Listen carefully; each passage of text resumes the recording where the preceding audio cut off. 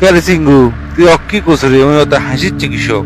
Sir ওখানে গল্প শুনেছে, হাসতে হাসতে উল্টে পড়ে যাচ্ছে। ক্লাসের মধ্যে ক্লাস বাদ দে আরেকজনের সাথে গপ্প মারাচ্ছি তাহলে কি গপ্প করছো? ক জোরে ক, দেখি সগলি শুনি, আমরা সগলে না হাসি ক। আপনিও শুনবেন আবার? আচ্ছা ঠিক আছে, করছি স্যার। হচ্ছে কি, আমেরিকার প্রেসিডেন্ট আসলো না, জর্জ ডাব্লিউ বুশ। ওই শালা তো সেই খারাপ লোক আসলো, যুদ্ধ করে মানুষকে মায়ের ছাপা করে দিছে। তো এখন ঘটনা যে ওই মরে গেছে। এখন সব ধর্মই তো মানে স্বর্গ নরক আছে। তুমি এত মানুষ খুন করছে তো সেই জন্যে নরক দেওয়া হচ্ছে। নরক ঢুকছে, ঢুকে দেখে যে নরকের মানে বিভিন্ন দেশের নরকের নাম লেখা আছে। যে দেশে মানে যাই জন্মগ্রহণ করছে বা যে দেশে যাই মরছে সেই দেশের নরক তাকে ঢোকা লাগবে।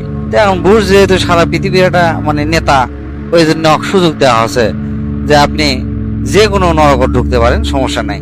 আপনি দেখে দেখে দেখে দেখে যেটা পছন্দ সেটাতে আপনি ঢুকবেন। প্রথমে বুশ চিন্তা করছে যেহেতু আমি আমেরিকার লোক, তাহলে আমেরিকার নরক যা দেখি তো কি অবস্থা। তো যা দেখে বিশাল গেট দারোয়ান আছে। তো দারোয়ান জারণ করছে, কেরে এই নরকের শাস্তি কেঙ্কা, কি কি শাস্তি হয়? তো দারোয়ান করছে, প্রতিদিন সকালবেলা আপনি কেনা চেয়ারত বসে দেওয়া হবে। সেই চেয়ারত বসে ছুঁয়ে কারেন্টের শর্ট দেওয়া হবে, বুঝছেন? কারেন্টের শর্ট মনে করেন ঘন্টা 2-3 দেওয়া হবে। দেওয়ার পরে পাশে একটা চৌকি আছে, সেই চৌকির মধ্যে 1 লাখ লোহা পোতা আছে। ওই লোহার উপরে আপনি শুতে দেওয়া হবে। শোতার সাথে সাথে 50 টন ওজনের একটা দৈত্য আপনি পিঠে উঠবি, উঠে করবি কি 50টা চাবুক মারবি। এই মারতে মারতে আপনি দিন পার হয়ে যাবে। পরের দিন সকালে উঠে আবার ইনকা করে শুরু হবে। মানে এই হচ্ছে শাস্তির রুটিন। এই শাস্তির কথা শুনে তো বুশের জিউ মিউ সব শুকে গেছে।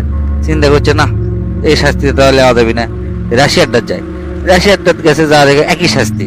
ইনকা করতে করতে মানে বিশ্বের যত মানে নরক আছে সব রাতে ঘুরছে, দেখে যে একই শাস্তি।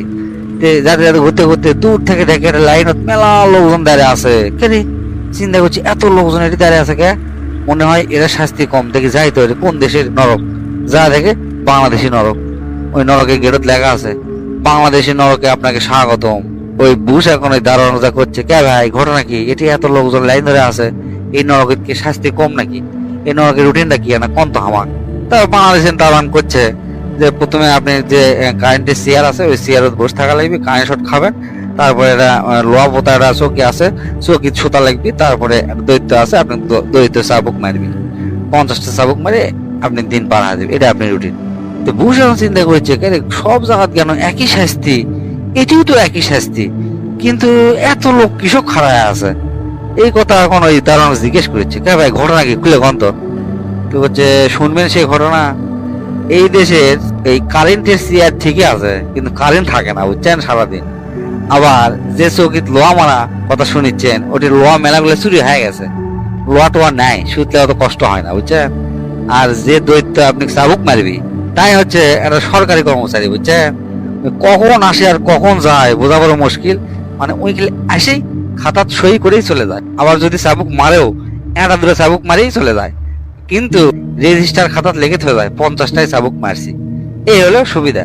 আবার মনে করেন কোনোদিন আসেই না, এই জন্যে এত লোকেরই খাড়া থাকে, বুঝছেন। আর কোনো দিন ডাকেও না, না ডাকলে তার মানে ওই শাস্তিও মাপ, মানে দাঁড়িয়ে থেকেই দিন পার হয়ে যায়। সেজন্য একের কষ্ট হয় না, আর লাইন ধরে দাঁড়িয়ে আছে, আরামে দাঁড়িয়ে আছে। বুশ চিন্তা করছে, পাশি বাবা এটি আমার থাকা লাগবে।